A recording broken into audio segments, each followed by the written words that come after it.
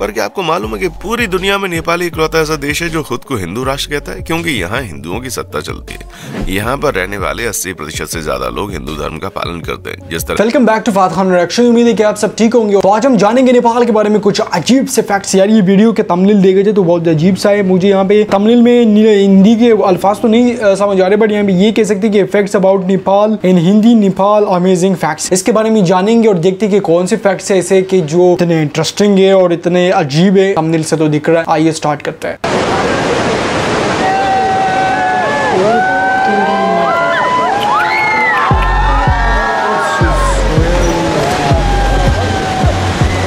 Mount Everest जहां सीना ताने खड़ा हो और महात्मा बुद्ध जहां के निवासी रहे हों, उस जगह से अधिक रहस्यमय और रोमांचक जगह भला कौन सी हो सकती है। पहाड़ियों के बीच बसा एक छोटा सा देश नेपाल किसी जन्नत से कम नहीं लगता, लेकिन इसी जन्नत में ऐसी बहुत सी चीजें मौजूद हैं जिनके बारे में जानकर आपके होश उड़ जाएंगे और आप ये कहने पर मजबूर हो जाएंगे, भाई ओ माय गॉड, ऐसा भी कुछ हो सकता है क्या।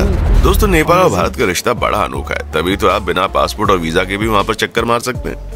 वो नेपाल जिसे दुनिया का एकमात्र हिंदू राष्ट्र होने का गौरव प्राप्त है। दोस्तों, नेपाल को पूरे साउथ एशिया का सबसे पुराना देश माना जाता है और इस देश का प्राचीन इतिहास काठमांडू की घाटी से शुरू होता है। वैसे तो नेपाल पर कई सारे राजाओं ने बारी बारी शासन किया है, लेकिन हैरान करने वाली बात यह है कि नेपाल आज तक किसी दूसरे देश का गुलाम नहीं बना। इसीलिए तो नेपाल का कोई स्वतंत्रता दिवस ही नहीं है, क्योंकि ये अपने जन्म से ही स्वतंत्र है। जनसंख्या के मामले में भले ही नेपाल केवल 3 करोड़ के आंकड़े पर अटक गया है, लेकिन फिर भी यहाँ पर 123 से भी ज्यादा अलग अलग प्रकार की भाषाएं बोली जाती हैं। दोस्तों, नेपाल की राजधानी काठमांडू है, जो दुनिया के 10 सबसे लोकप्रिय शहरों में शुमार है और नेपाल में रहने वाली आधी से ज्यादा जनसंख्या यहीं पर रहती है। 2000 सालों से भी ज्यादा पुराना ये शहर कई प्राचीन मंदिरों का घर है जो अपने समय की कहानी बयान करते हैं। लेकिन नेपाल देश की सबसे बड़ी पहचान तो यहाँ मौजूद माउंट एवरेस्ट है, जिसकी चढ़ाई को चढ़ने के लिए दुनिया के कोने कोने से हर हिम्मत वाला शख्स अपने घर से निकल आता है ताकि माउंट एवरेस्ट की ऊंचाई को छू सके। लेकिन नेपाल में केवल माउंट एवरेस्ट नहीं, बल्कि दुनिया की 10 सबसे ऊंची चोटियों में से 8 नेपाल में मौजूद है। ऐसे में अगर आपको ट्रैकिंग करने का कीड़ा काटता है तो नेपाल से बेहतर जगह कुछ नहीं हो सकती। वैसे प्राकृतिक खूबसूरती के साथ साथ नेपाल में बहुत कुछ है, जैसे कि पानी को इकट्ठा करने के मामले में नेपाल दूसरे नंबर पर आता है। अगर इसका समुचित उपयोग किया जाए तो ये देश हाइड्रो पावर के क्षेत्र में दुनिया में बहुत बड़ी ताकत बन सकता है। लेकिन नेपाल को बड़ी ताकत बनने का कोई शौक नहीं है, तभी तो यहाँ पर रहने वाले लोग ही मुश्किल से 12 घंटे की बिजली प्राप्त कर पाते और हर सीजन में 3 से 4 बार पावर कट की समस्या झेलनी पड़ती है। और यही कारण है कि ये देश इंडस्ट्रियलाइजेशन के मामले में विकास नहीं कर पा रहा, क्योंकि ये देश मूलभूत सुविधाओं के मामले में अन्य देशों के मुकाबले बहुत ज्यादा पिछड़ा हुआ है। ऊपर से यहाँ पर गरीबी दिन ब दिन बढ़ रही है। पर जैसा कि हमने आपको कहा, नेपाल को इन सारी बातों से कोई फर्क नहीं पड़ता। उनके लिए तरक्की से ज्यादा प्रकृति जरूरी है। तभी तो नेपाल का एक भी शख्स आपको अपने देश की स्थिति की शिकायत करता हुआ नहीं दिखेगा, बल्कि हर कोई वहाँ की खूबसूरती पर गौरव करता है। हाँ, वो बात अलग है, जब आप लोग नेपाल में प्रवेश करेंगे तो आपके इंटरनेट की स्पीड आपको रुला कर रख देगी। जहाँ एक तरफ दुनिया 5G नेटवर्क इस्तेमाल कर रही है तो वहीं नेपाल में सबसे स्लो इंटरनेट चलता है भाई। दोस्तों, भले हमारे देश में हिंदू सबसे ज्यादा, लेकिन धर्मनिरपेक्ष होने के कारण भारत एक हिंदू राष्ट्र नहीं है। पर क्या आपको मालूम है कि पूरी दुनिया में नेपाल इकलौता ऐसा देश है जो खुद को हिंदू राष्ट्र कहता है, क्योंकि यहाँ हिंदुओं की सत्ता चलती है। यहाँ पर रहने वाले 80% से ज्यादा लोग हिंदू धर्म का पालन करते हैं। जिस तरह भारत में गायों को पवित्र मानकर उनकी पूजा होती है, ठीक उसी तरह नेपाल में भी गाय को बहुत ज्यादा पवित्र मानते हैं। और भारत में तो फिर भी लोग चोरी चुपके गायों की हत्या कर लेते हैं, लेकिन नेपाल में गायों के ऊपर हल्का सा भी वार सहा नहीं जाता, क्योंकि गाय नेपाल का राष्ट्रीय पशु है। दोस्तों, नेपाल की करेंसी नेपाली रुपीज है, जिसका मूल्य भारतीय रुपयों से भी कम है, क्योंकि भारतीय रुपए 1.60 नेपाली रुपीज के बराबर है। ऐसे में अगर आपका बजट टाइट है लेकिन आपको खूबसूरत जगह जाना है और विदेश भी जाना है, तो वीजा पासपोर्ट का झंझट छोड़िए और नेपाल का टिकट कटवा लीजिए, क्योंकि यहाँ पहुंचकर आप लंदन, पेरिस और स्विट्जरलैंड को भूल जाएंगे। और सबसे अच्छी बात तो यह है कि अगर आप भारतीय हैं तो आपको नेपाल में जाकर बिल्कुल ऐसा महसूस नहीं होगा कि आप किसी दूसरे देश में आ गए, क्योंकि यहाँ का माहौल भारतीयों के प्रति बहुत ही बढ़िया है। नेपाल और भारत की दोस्ती केवल यहीं तक सीमित नहीं है, बल्कि भारत की आर्मी अपने यहाँ नेपाल से भी सेना भर्ती करवाती है और वहाँ के नौजवानों को अपनी सेना में शामिल होने का मौका देती है, जिसके लिए नेपाल के युवा लोग बढ़ चढ़कर हिस्सा लेते हैं। अगर नेपाल के लोगों के बारे में यही बात की जाए तो बड़े शांत स्वभाव के होते हैं और यहाँ का माहौल काफी दोस्ताना भी है। यहाँ पर लोग दूसरों से हाथ मिलाते वक्त हाथ नहीं मिलाते, बल्कि दोनों हाथों को जोड़कर नमस्ते कहते हैं। एकता और देशभक्ति की भावना के साथ यहाँ के लोग काफी शिक्षित भी हैं, क्योंकि यहाँ पर कभी धर्म, जाति और मजहब के मामले में दंगे फसाद नहीं होते। लोग सियासत के चंगुल में फंसकर अपना समय बर्बाद नहीं करते, वो साधारण जीवन जीकर खुश रहते हैं। दोस्तों, भगवान बुद्ध के प्रति नेपाल के लोगों के मन में असीम श्रद्धा है, लेकिन इनका सबसे बड़ा त्योहार है महाशिवरात्रि, जहाँ आपको नेपाल में बड़ी धूम देखने को मिलेगी। और सबसे दिलचस्प बात तो ये है कि नेपाल टाइम जोन के हिसाब से नहीं बल्कि माउंट एवरेस्ट के हिसाब से चलता है। हिमालय की गोद में बसा ये देश विश्व मानक समय से लगभग 45 मिनट पीछे चलता है। नेपाली पकवान तिब्बत और भारत की पाक कला से मिलते जुलते हैं। यहाँ पर बहुत बड़े पैमाने पर चावल होता है और चावल का इस्तेमाल करके अलग अलग चीजें तैयार होती हैं।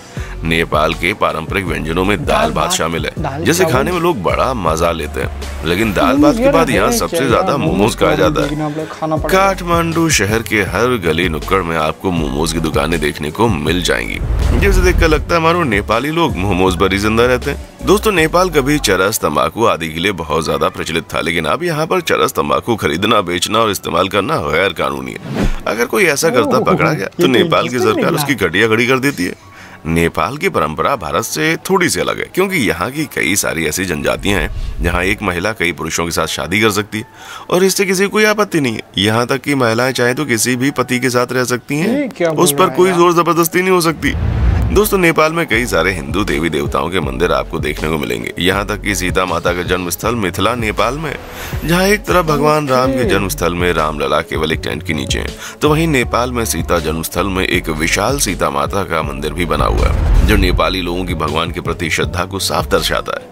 और तो और दोस्तों, नेपाल एक ऐसा देश है जो केवल पत्थरों की पूजा नहीं करता, बल्कि यहाँ असली देवी देवता भी मौजूद हैं। हमारा मतलब है कि नेपाल के लोग जिन्हें देवी मानते हैं उन्हें कुमारी कहा जाता है, जो काठमांडू वैली और नेपाल के मुख्य जगहों में मौजूद हैं, जिन्हें दुर्गा माँ के रूप में कलेजू का स्वरूप माना जाता है। हमारे भारत में साप्ताहिक अवकाश यानी कि छुट्टी रविवार को होती है, वहीं नेपाल में शनिवार को साप्ताहिक अवकाश होता है।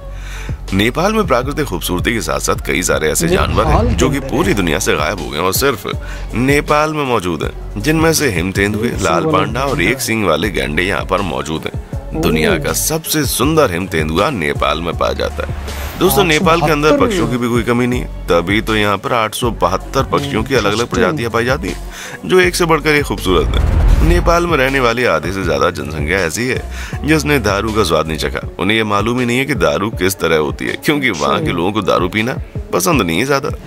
नेपाल के लोग कभी भी खाना खाने के लिए उल्टे हाथ का इस्तेमाल नहीं करते।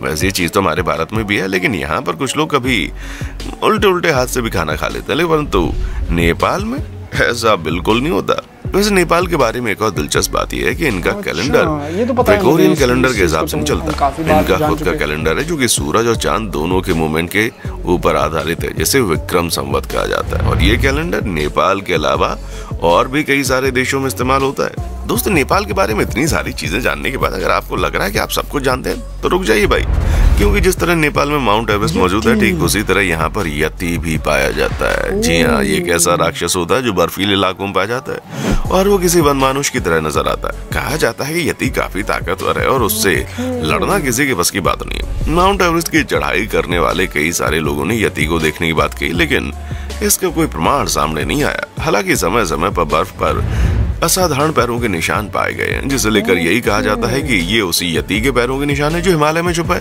तो दोस्तों, ये थी खूबसूरत से नेपाल के बारे में कुछ रोचक जानकारी। अब आपको नेपाल कितना पसंद है कमेंट सेक्शन में भाई, ये तो वीडियो थी, उम्मीद है कि आपको पसंद आई होगी। इसमें मुझे काफी इंटरेस्टिंग लगा, बट एक चीज मुझे नहीं लगी, और जो नहीं लगी वो यति के बारे में लगी। यति के बारे में मुझे नहीं पता था। कुछ दिन पहले मेरे पास एक वीडियो सजेशन भी आई थी, एक जय नेपाल यूट्यूब चैनल है, उसके बारे में शायद आप जानते हो ना जानते हो। तो उन्होंने एक वीडियो बनाई थी और मैंने जब थंबनेल देखा मैंने बोला यार पता नहीं क्या है यति। मुझे इसकी जो स्पेलिंग है वो भी सही तरीके से समझ नहीं आ रही थी कि इसकी प्रोनाउंसिएशन किस तरीके से है, बट वीडियो के अंदर ही मुझे दिखाई दिया कि यति एक ऐसी चीज है जो नेपाल की पहाड़ी और बर्फानी इलाकों में पाया जाता है। इसके अलावा एक बात जहाँ पे ये कही गई कि यार तीन पतियों के साथ नेपाली लड़की रह सकती है, तो ये फैक्ट मैंने आज से 3 साल पहले जब रिएक्शन दिया तो तब ये फैक्ट बताया गया और इस चीज को नेपाल के लोगों ने मना किया और बोला, गलत करार दिया है कि ये गलत न्यूज है। उसमें हम ये कह सकते हैं कि हाँ जी हो सकता है कि गलत हो, क्योंकि 3 साल पहले जब मैंने रिएक्शन दिए तो तब लोगों ने मना किया कि यार ये गलत है, और आज भी मैं इसीलिए रिएक्शन दिया। मुझे नहीं पता था कि यार ये फैक्ट इस वीडियो के अंदर है, बट मैं इसको ये यहाँ से पहले से ही बोल दूं कि यार ये फैक्ट जो था वो गलत था। इसके अलावा भी बात करें तो नेपाल का कोई इंडिपेंडेंस डे नहीं है, नेपाल को इंडिपेंडेंस डे मनाता ही नहीं। वो तो आपको पता है कि इनके ऊपर किसी ने कब्जा ही नहीं किया, ना इनकी कोई आजादी का दिन है, तो इसलिए ये कभी इंडिपेंडेंस डे नहीं मनाता। और इंडिपेंडेंस डे ना मनाने की वजह से ये मुल्क काफी खुश है, और ये अपने मुल्क में जहां भी रहते वो अपने मुल्क की खूबसूरती के बारे में हमेशा बताते रहते हैं। अगर वीडियो अच्छी लगी है तो लाइक करें, शेयर करें, चैनल को सब्सक्राइब करें। मिलते हैं नेक्स्ट वीडियो में, तब तक के लिए अल्लाह हाफिज।